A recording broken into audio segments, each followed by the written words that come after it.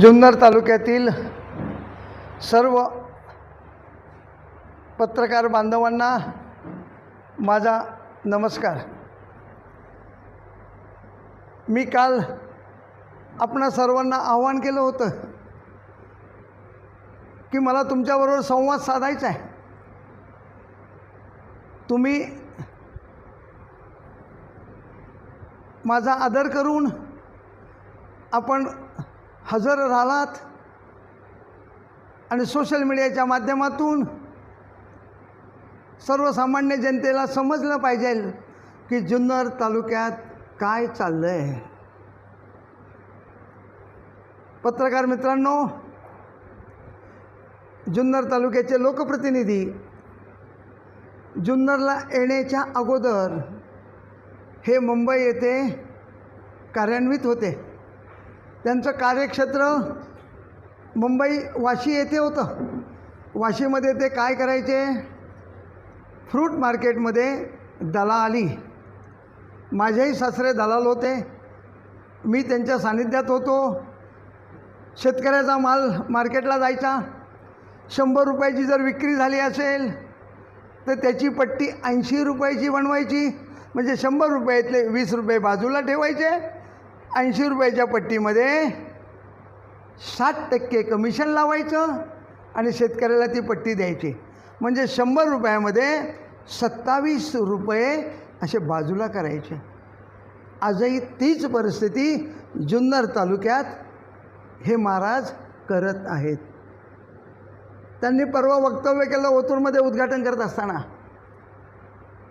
मी 48 तासामध्ये मीडियाची दांडकी बंद करणार। मला त्यांना सूचित करायचं आहे, आमदार साहेब, ज्या दांडक्याच्या जीवावर आपण मागची विधानसभा जिंकून आलात, ह्याच दांडक्यांनी तुमचा विजयी केला आहे।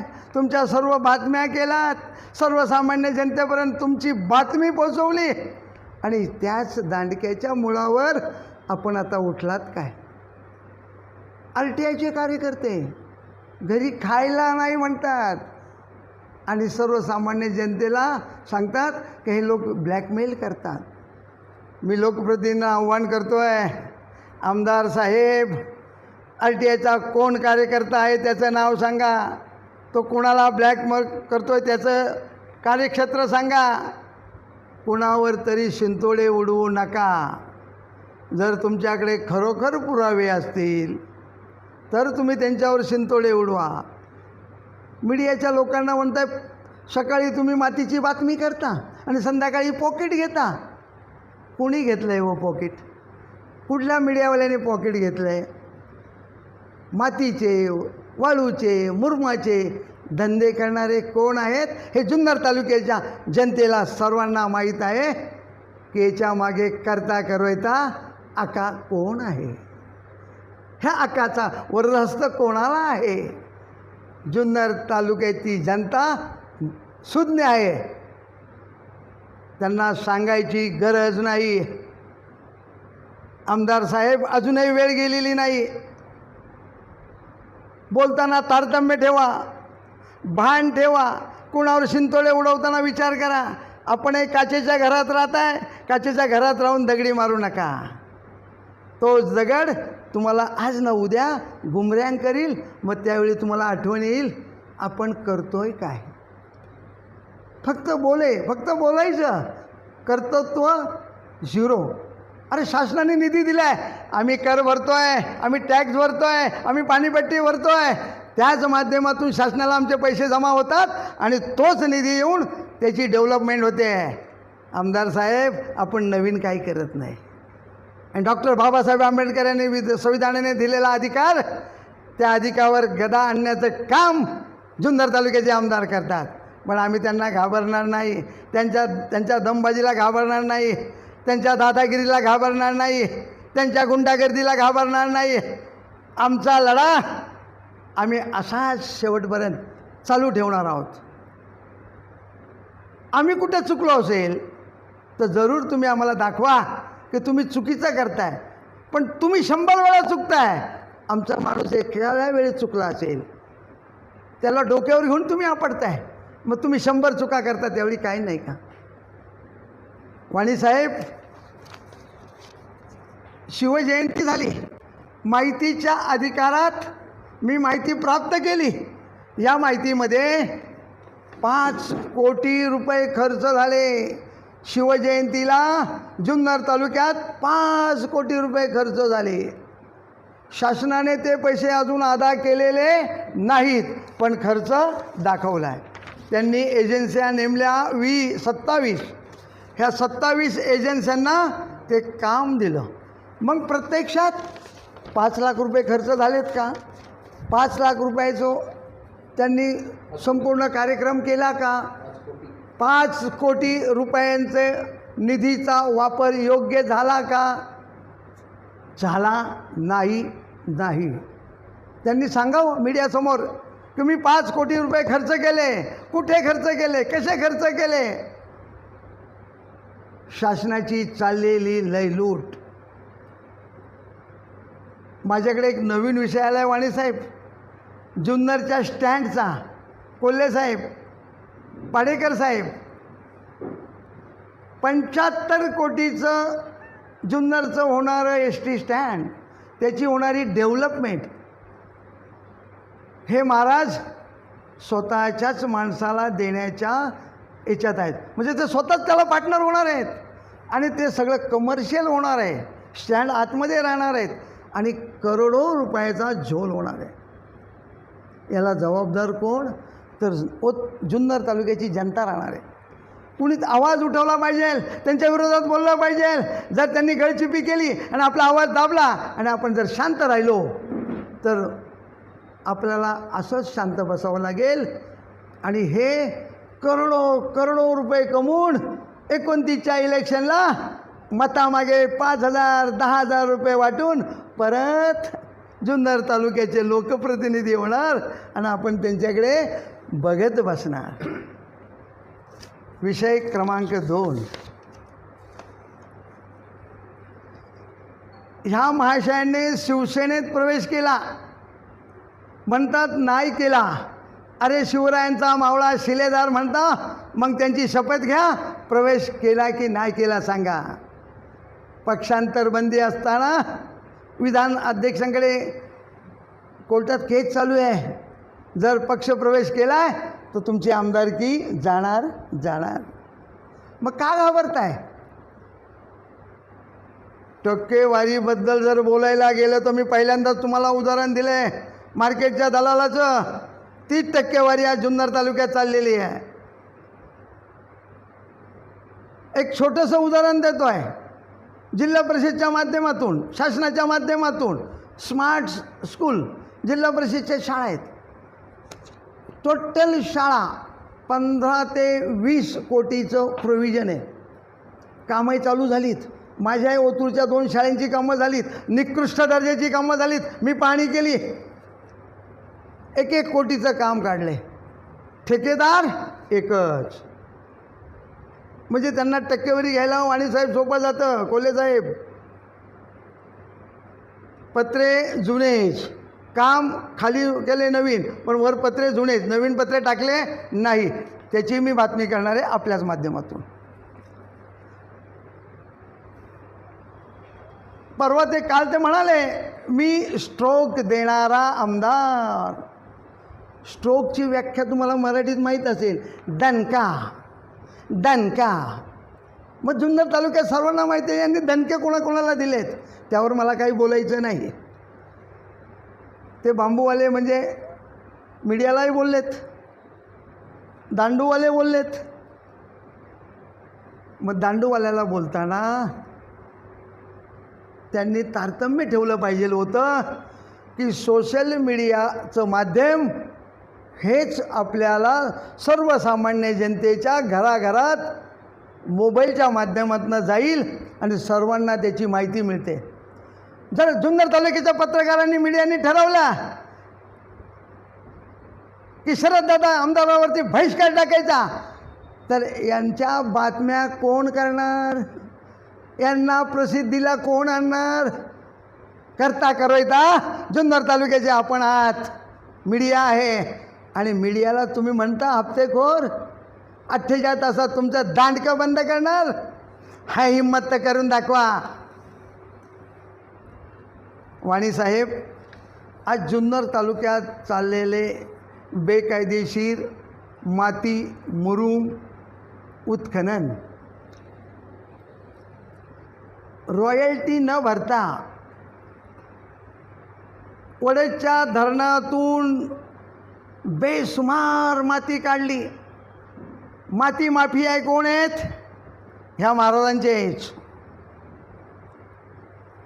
माती काढत असताना हे महाराज परवा म्हणाले की माझे कार्यकर्ते दिनदुबळे आहेत. जर तुमचे कार्यकर्ते दिनदुबळे आहेत, एका कार्यकर्त्याकडे 2-2 डंपर, 1-1 JCB, 1 कोटीची प्रॉपर्टी. एक डंपर जर मातीचा भरला आणि तो जर बाहेर विकला तर त्याचे येतात 20,000 रुपये. डंपर भरण्याला खर्च येतो 4,000 रुपये. त्याचे शिल्लक राहतात 16,000 रुपये. तो दिवसातनं 5 ट्रिप मारतो. 16×5 80,000 रुपये हा दिनदुबळा कार्यकर्ता दिवसाला कमवतो. आणि RTIचे कार्यकर्ते, त्यांना खायला अन्न नाही. आणि ही मीडियाची दांडकी बंद करणार आणि माझ्या कार्यकर्त्यांना मी करोडोपती करणार, असे हे जुन्नर तालुक्याचे आमदार. सगळ्यात महत्त्वाचा विषय, छत्रपती शिवाजी महाराजांच्या जन्मस्थळाच्या संरक्षण भिंतीपासून 300 मीटरच्या आत झालेली बेकायदेशीर बांधकामे, याला जबाबदार जुन्नर तालुक्याचे आमदारच. शिवजयंती तुम्ही फेब्रुवारी साजरी केली, तुम्हाला दिसली नाहीत का?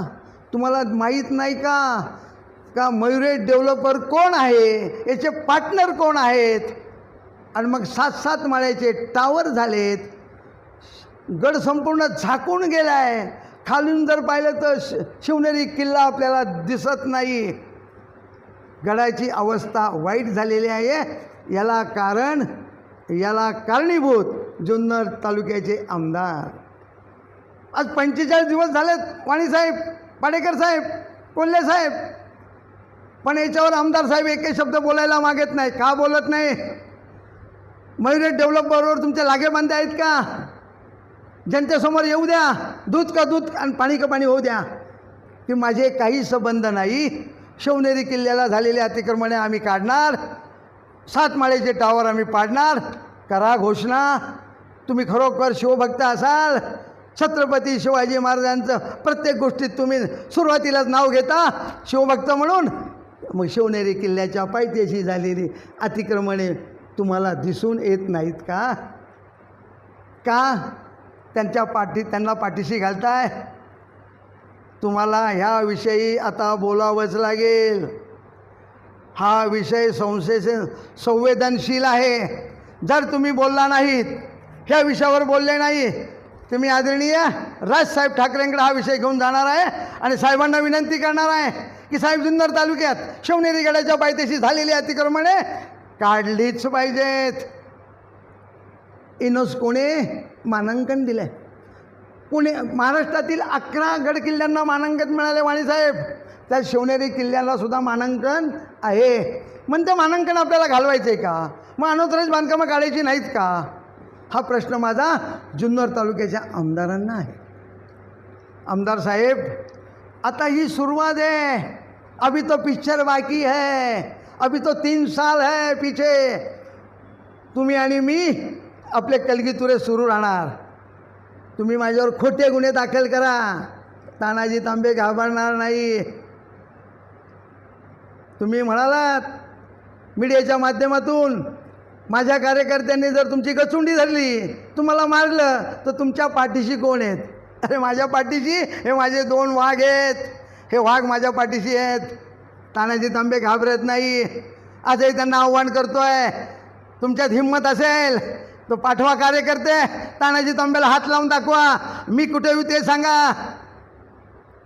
नुसत्या पोकळ धमक्या देऊ नका.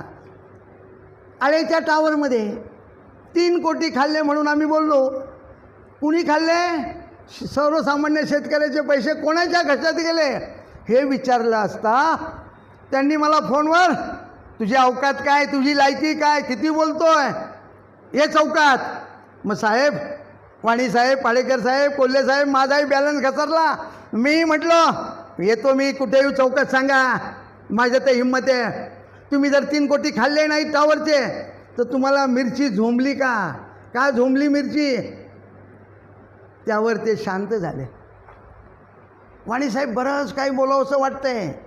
केंद्र शासनाच्या माध्यमातून चाललेल्या निधीचा अपहार हा सुद्धा मी माहितीच्या अधिकारात काढला, त्यांच्या तक्रारी केल्यात, त्यासुद्धा त्यांचेच कार्यकर्ते आहेत. कुणाचे कार्यकर्ते आहेत? शरददादाचेच कार्यकर्ते आहेत. मग तानाजी तांब्याला बदनाम कसं करायचं, तानाजी तांब्याला टार्गेट कसं करायचं, RTIच्या माध्यमातून तानाजी तांब्याला घरी कसं बसवायचं आहे हा प्रयत्न चालला आहे आमदार शरददादा सोनवणेचा. पण हा 71 वर्षाचा शेरार मामा कोणाला घाबरणार नाही, लाचार नाही, कुणाचं पॉकेट घेत नाही. त्यांनी सांगावं कुणाचं पॉकेट घेतलंय, कुणाचा हप्ता घेतलाय, जाहीर करावं हिंमत असेल तर. मला 5 एकर जमीन आहे. त्या 5 एकर जमीनमध्ये माझं कुटुंब, मी, माझा मुलगा, माझी सून, आम्ही आमची उपजीविका करतो. आमदार साहेब, तुमची प्रॉपर्टी डिक्लेअर करा. मागच्या 5 वर्षाची तुमची प्रॉपर्टी काय होती आणि आत्ताची प्रॉपर्टी काय आहे ती सुद्धा आम्ही काढून ठेवली RTIच्या माध्यमातून. कोण होतास तू, काय झालास तू, आम्हाला बोलायला लावू नका, बरंच काही बोलायचं आहे अजून. ही आता तर सुरुवात आहे. पत्रकार मित्रांनो, तुम्ही माझ्या शब्दाला, विनंतीला मान देऊन आपण आलात त्याबद्दल मी तुमचे सर्वांचं ऋण व्यक्त करतो. आणि तुम्ही असेच मीडियाच्या माध्यमातून आवाज उठवा. ज्या ज्या वेळेला तुम्हाला माझी सामाजिक कार्यकर्ता तानाजी तांबेची गरज लागेल, तुमच्या पाठीशी तानाजी तांबे सदैव 24 तास उभा राहील. नमस्कार.